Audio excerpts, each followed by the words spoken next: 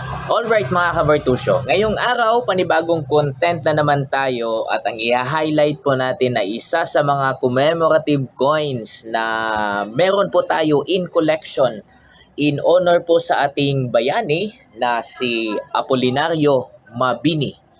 At ang commemorative coin na ito ay ginawa para sa kanyang honor sa kanyang 150th na kapanganakan anniversary.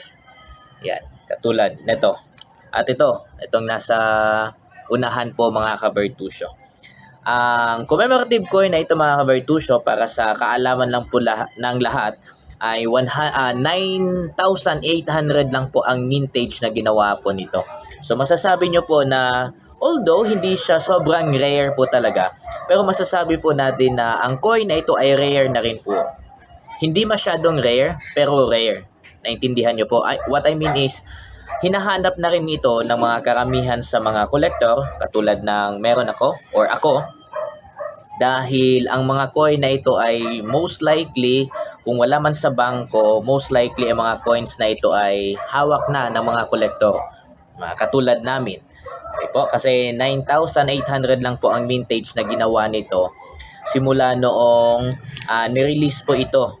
Ito ay noong 2014 nirelease po ang commemorative coin na ito in honor sa kanyang 150th birth anniversary.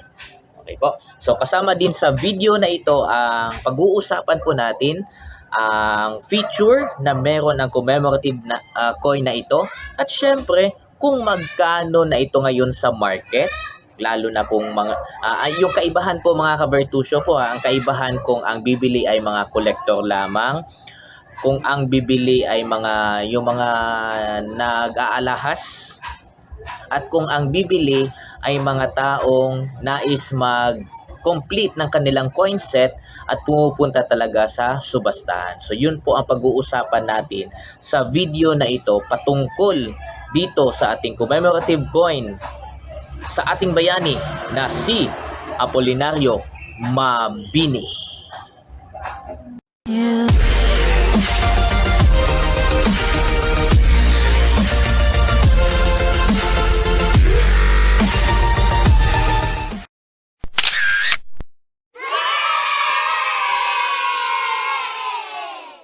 Tignan muna natin mga kabartusyo closely itong commemorative coin na binibida po natin ngayong araw. At syempre, ang bida pong bayani din natin dito ay si Apolinario Mabini, ang tinaguriang dakilang lumpo at ang utak ng himagsikan. Ayan. Ito po ay tinagurian ding the first prime minister na meron po ang ating Republika Pilipinas. Okay po. So ito ay in honor sa kanyang 150th birth anniversary. Yan, makikita po natin sa picture na ito si Apolinario Mabini.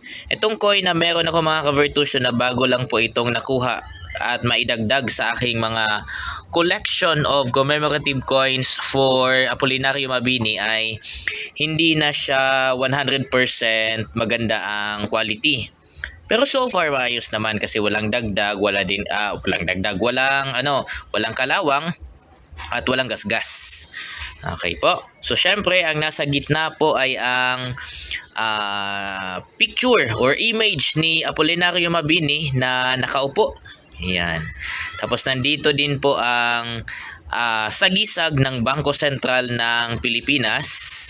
Tapos nandito naman po sa baba ang cause of celebration nga po kung bakit nabuo or nagawa or na-produce ang commemorative coin na ito na Apolinario Mabini para sa kanyang 150th kapanganakan anniversary. So mula 1864 kung kailan po siya pinanganak hanggang 2014, which is the 150th years. Okay po.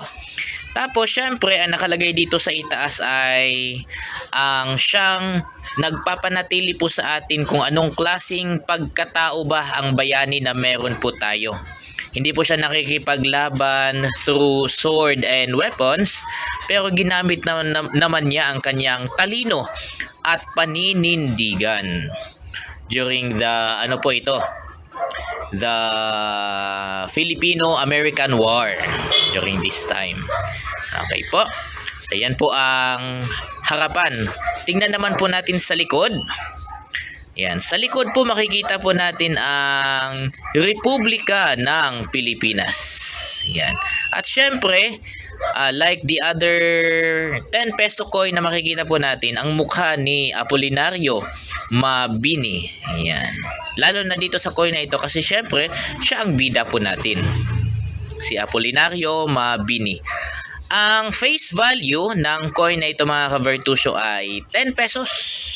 10 pesos po ang face value po nito.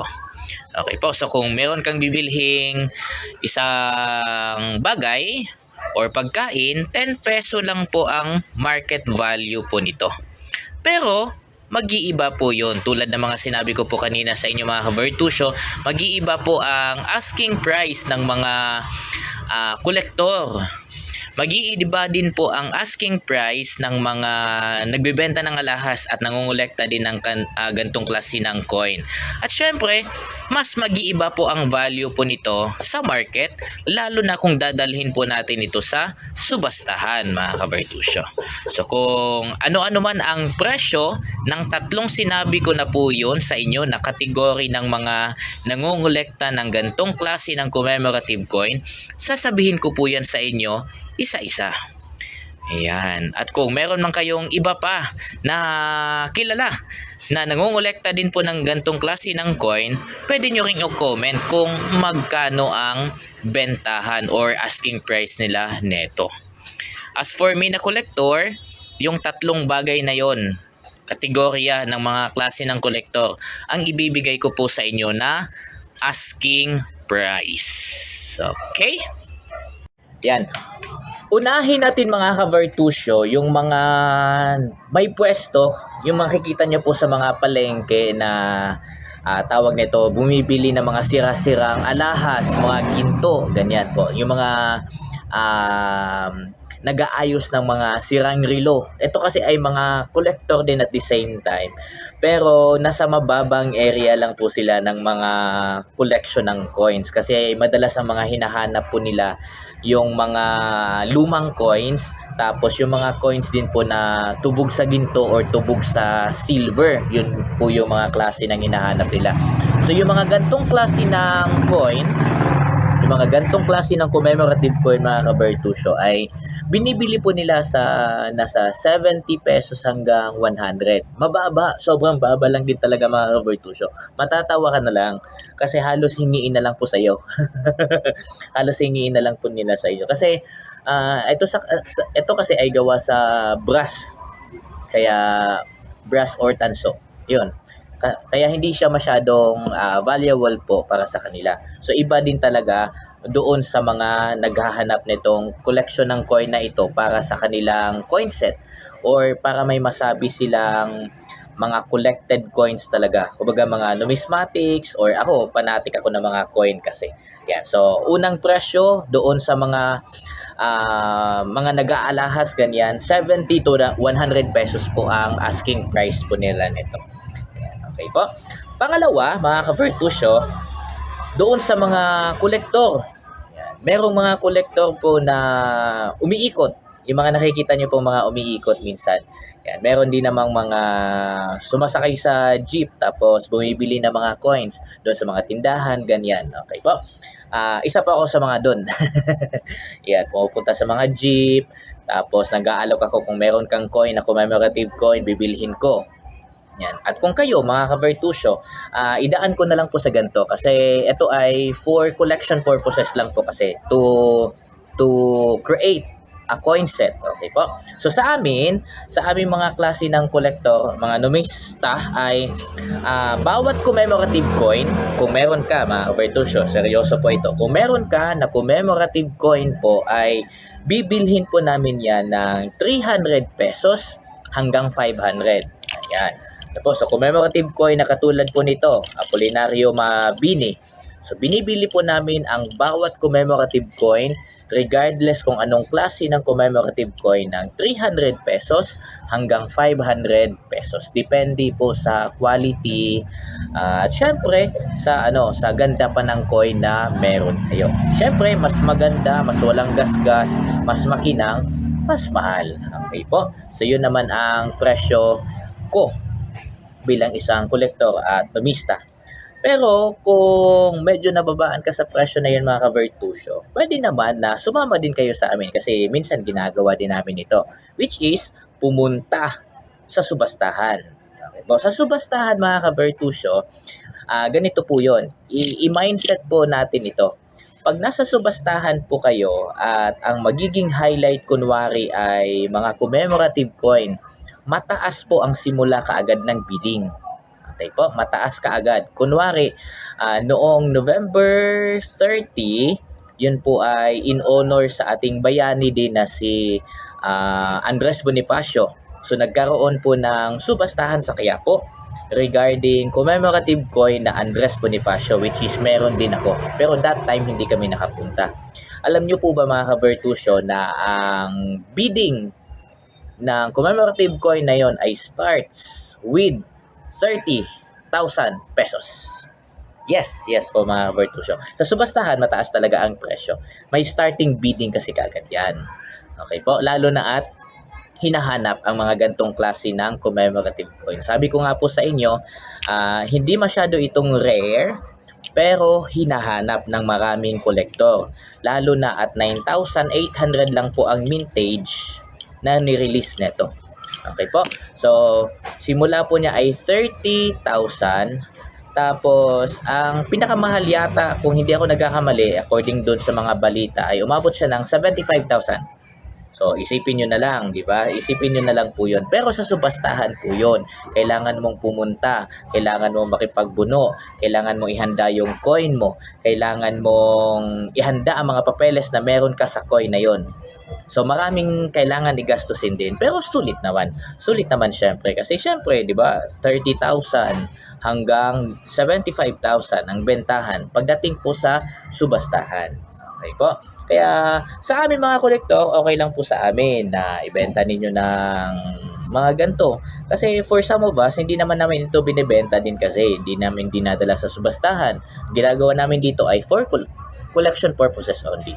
Pero kung hindi kayo satisfied sa 300 pesos ang isa bawat commemorative coin, sabi ko nga po sa inyo, pwede nyo pong dalhin yon sa subastahan. Kung saan, pwede po yung maibenta mula 30,000 hanggang 75,000. So, gano'n naman po ang mga presyohan ng commemorative coins. Ako mismo mga Vertusio, talaga ang fan po ako of collecting commemorative coins. Among all other coins na meron po tayo, sa lahat ng mga nag-aalok po sa akin ng mga coins, kapag hindi po yan commemorative coin, hindi ko po masyadong pinapansin talaga. Kasi I am more on collecting commemorative coins. Regardless kung anong klase ng commemorative coins, yun po ang gusto ko, mga commemorative coins. Okay? Kaya kung meron ka man mga ka-Vertusio, pwede nyo po akong i-message. May mga kakilala ako sa school, nga mga nag-aalok po sa akin, hindi ko pa mabili-bili yung coins nila kasi, one, wala pang budget. Wala pang budget. Medyo matungal ang sahod natin sa YouTube at madaming nire-require si Lolo YouTube sa atin. Okay? Pangalawa, yung mga inaalok na commemorative coins kasi sa akin ay meron na ako. Katulad nitong Apolinario Mabini. Meron na po akong 1, 2, 3, 4, 5, 6, 7, 8. 8 na po itong collection na meron ako ng Apolinario Mabini commemorative coin. Yan. At itong bago kong nakuha ng 300 pesos po ang bili ko neto. Yan, pang 8 na po ito sa collection na meron ako about Apolinario Mabini. Kaya madami na. So I am asking na alokin niyo ako ng ibang coins na wala pa ako. Okay po, kasi yun ang hinahanap ko to complete my coin set. Ang bida, commemorative coins. Sa video na ito, ang bida natin ay ang bayani na si Apolinario Mabini.